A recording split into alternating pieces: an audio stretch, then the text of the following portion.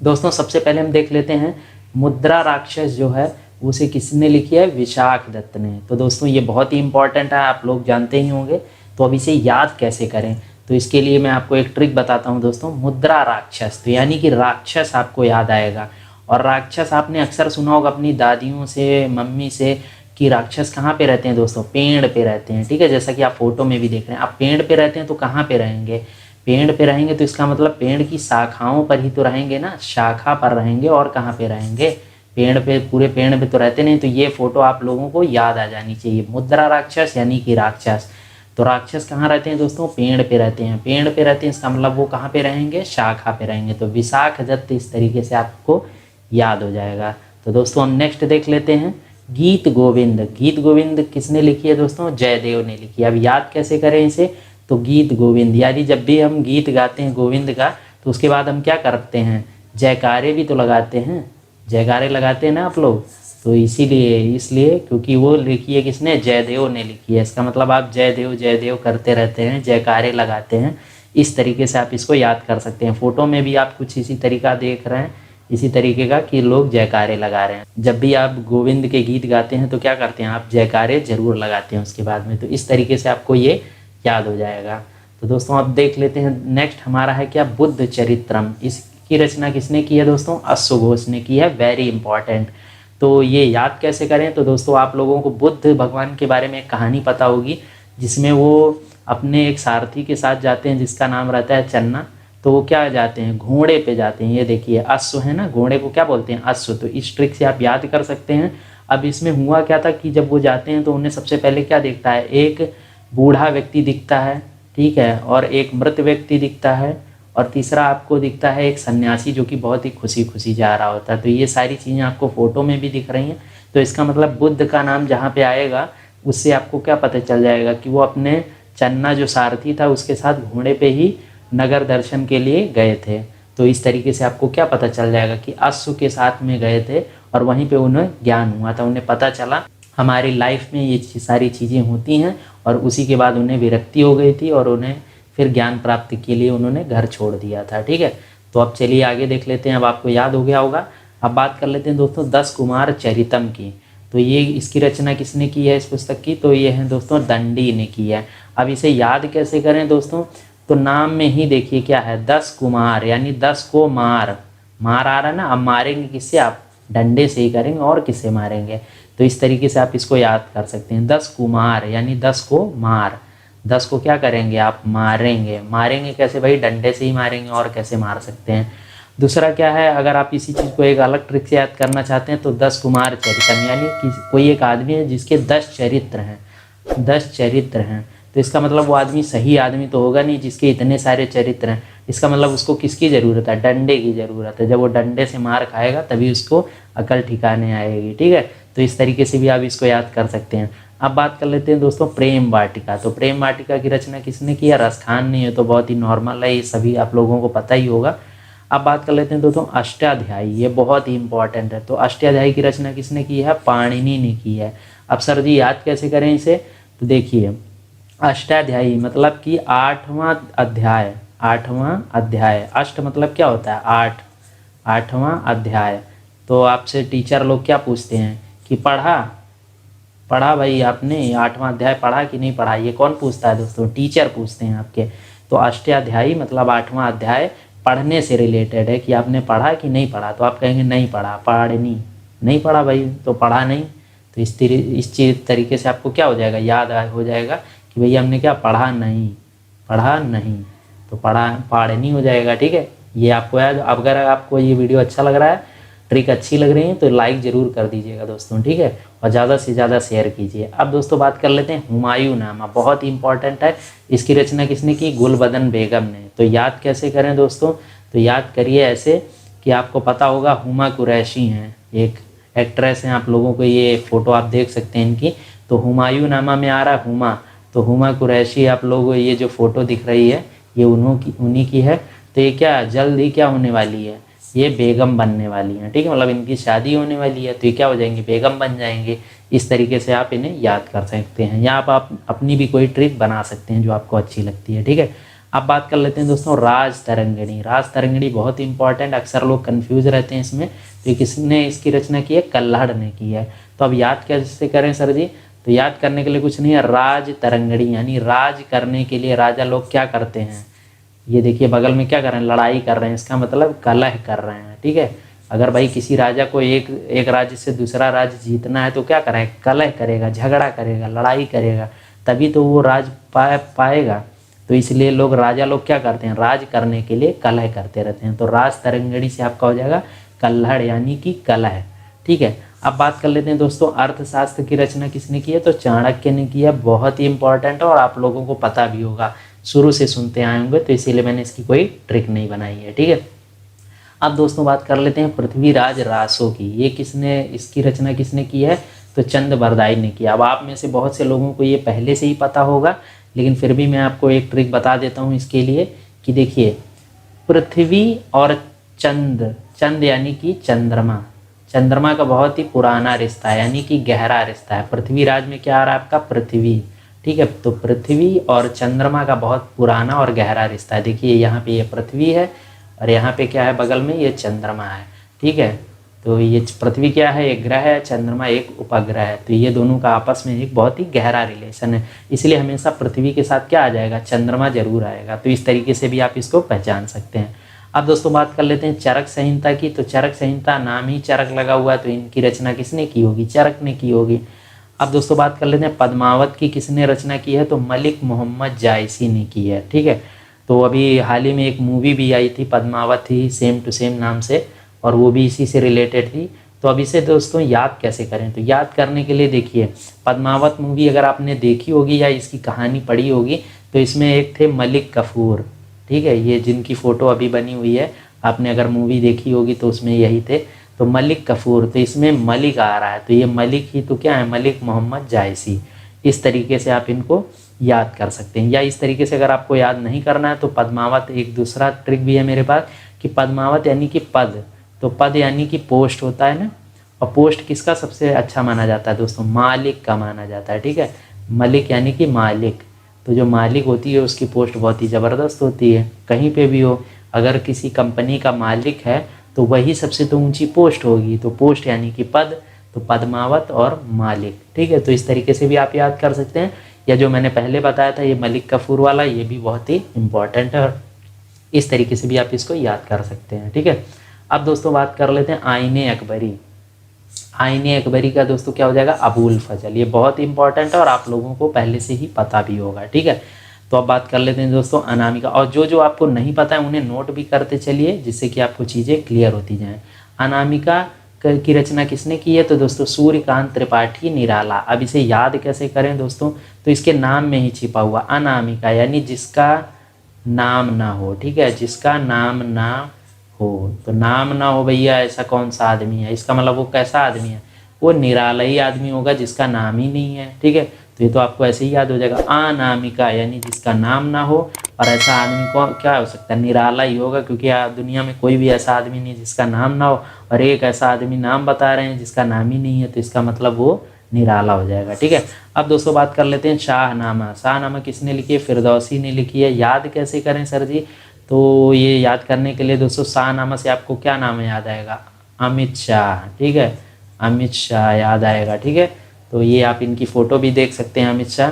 तो अमित शाह क्या करते रहते हैं? हमेशा दौरे करते रहते हैं। फिर दौरा कर रहे हैं, देखिए आए दिन दौरा ही करते रहते हैं। तो दौसी यानी फिर दौरा, यानी दौरा लगातार करते रहते हैं। मतलब कोई स्टेट नहीं बचता है जहाँ पे ये चले ना जाएं, ये हमेशा दौरा ही करते रहते हैं। तो इस तरीके से शाहनामा से आपको याद आएगा अमित शाह, और अमित शाह क्या करते रहते हैं? हमेशा दौरा करते रहते हैं। ठीक है, कभी हैदराबाद में, कभी यूपी में है, कभी कहीं पे कर्नाटक में है, हर जगह ये जाते रहते हैं। तो इस तरीके से भी आप इसको याद कर सकते हैं। ठीक है, अब दोस्तों बात कर लेते हैं बीजक की। तो बीजक की क्या हो जाएगी?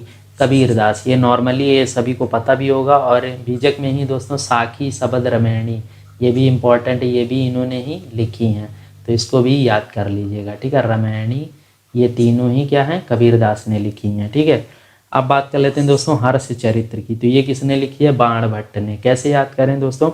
हर्ष जो होता है, मतलब हर्ष मतलब क्या होता है? खुशी मिलती है। कब? जब आपको क्या होगा? जब आपको बाण मिल जाता है, मतलब छोटे बच्चे जो होते हैं उनको बाण मिल जाता है कहीं पे मेले में या कहीं पे भी उन्हें दिख जाता है तो उन्हें क्या लगता है, खुशी होती है। तो इस तरीके से भी आप इसे याद कर सकते हैं, या अक्सर आप लोगों को ये पता ही होगा। ठीक है, अब दोस्तों बात कर लेते हैं विनय पत्रिका की। विनय पत्रिका किसने लिखी है? तुलसीदास ने लिखी है। अब इसे याद कैसे करें?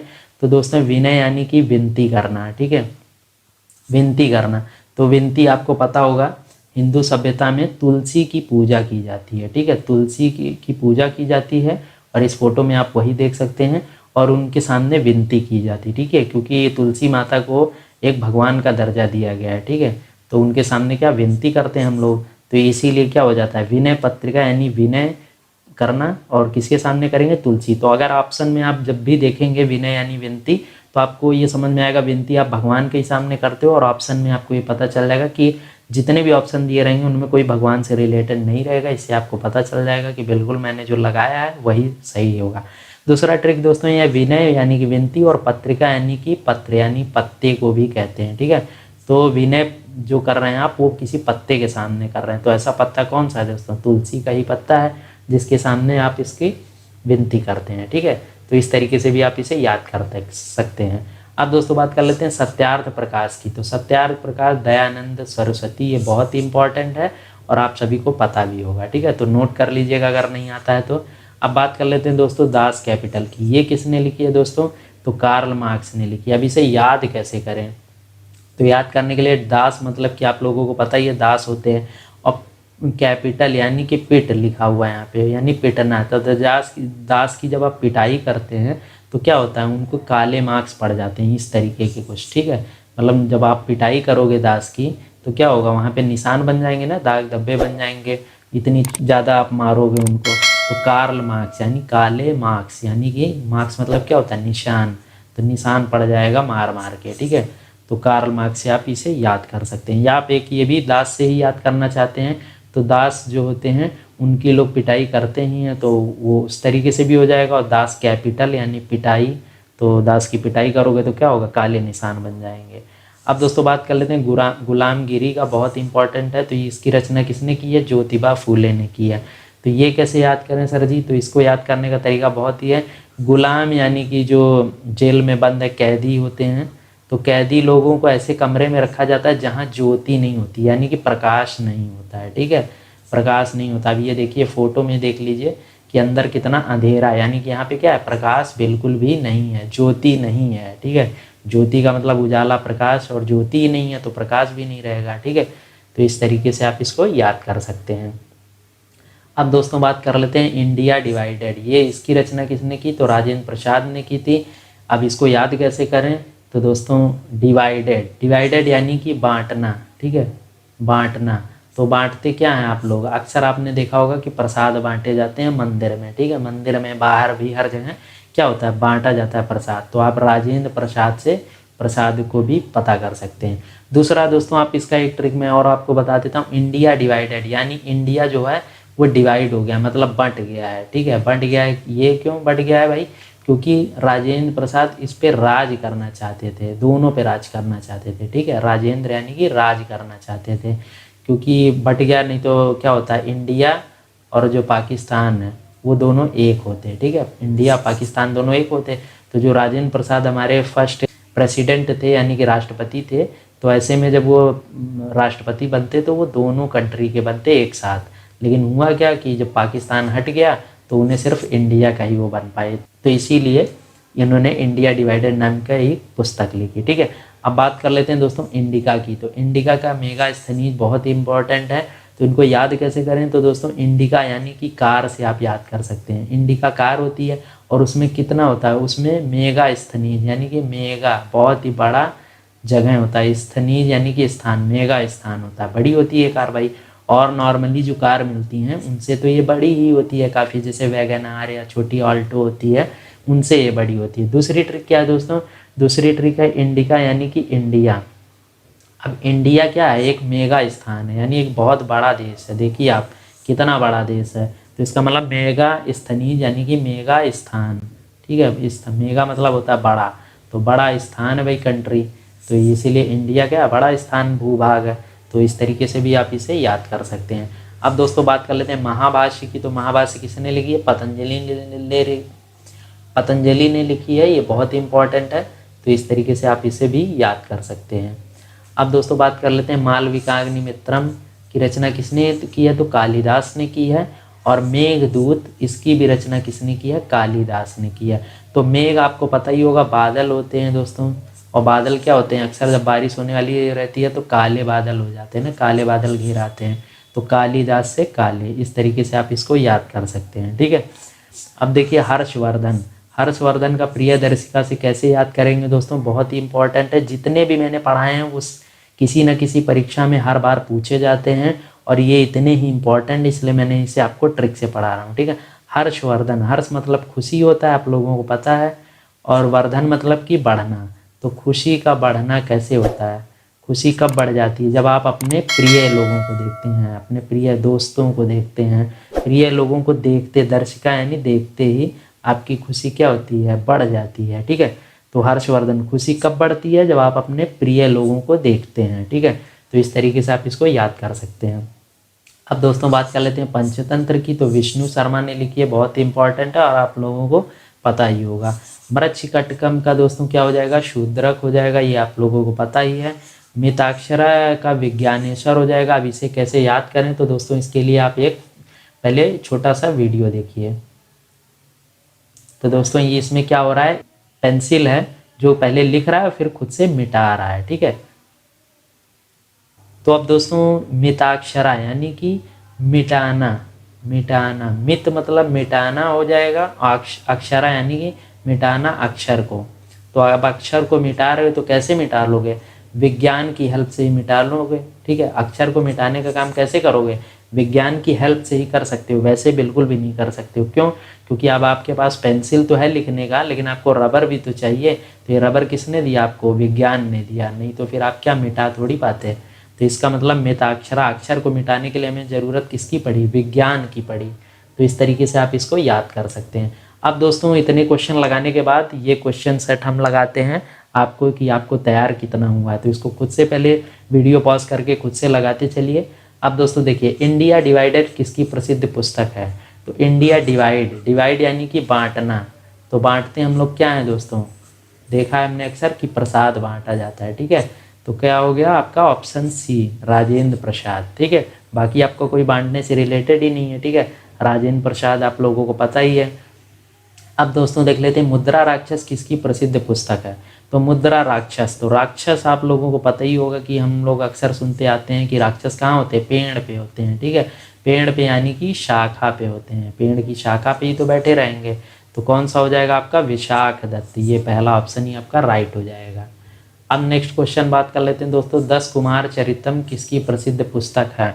तो मैंने क्या बताया था आप लोगों को? 10 कुमार यानी 10 को मारो। तो कैसे मारो भाई? क्या चाहिए हमको इसके लिए? दंडी चाहिए, यानी कि डंडा चाहिए, तभी हम इनको मार पाएंगे। ठीक है। तो ये आपका क्या हो जाएगा आंसर? ऑप्शन चौथा। अब देख लेते हैं दोस्तों, हुमायूं नामा किसकी प्रसिद्ध पुस्तक है? तो हुमायूं नामा दोस्तों, हुमायूं से क्या आ गया? हुमा कुरैशी। तो वो क्या थी? जल्दी क्या बनने वाली हैं? बेगम बनने वाली हैं, गुलबदन बेगम।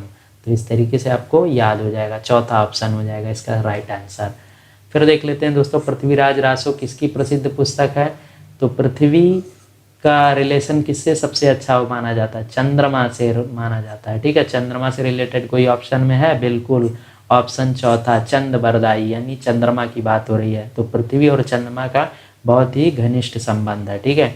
अब देखते हैं दोस्तों, अनामिका किसकी प्रसिद्ध पुस्तक है? तो अनामिका यानी जिसका नाम ही ना हो, नाम ना हो, तो ऐसा आदमी क्या हो जाएगा भैया? बहुत ही निराला टाइप का होगा, जिसका नाम ही नहीं होगा। तो ये क्या हो जाएगा? ऑप्शन सेकेंड, ये आपका राइट आंसर हो जाएगा। अब दोस्तों देख लेते हैं, दास कैपिटल किसकी प्रसिद्ध पुस्तक है? तो दास कैपिटल, दास लोग दास की क्या करते हैं? पिटाई करते हैं, पिट यानी पिटाई करते हैं। तो क्या हो जाएगा भैया? उनके काले धब्बे पड़ जाएंगे, यानी कि कार्ल मार्क्स। मार्क्स मतलब क्या होता है दोस्तों? धब्बा पड़ना या निशान पड़ना। ठीक है। तो काला मार्क्स पड़ जाएगा जब दास की पिटाई करोगे तो।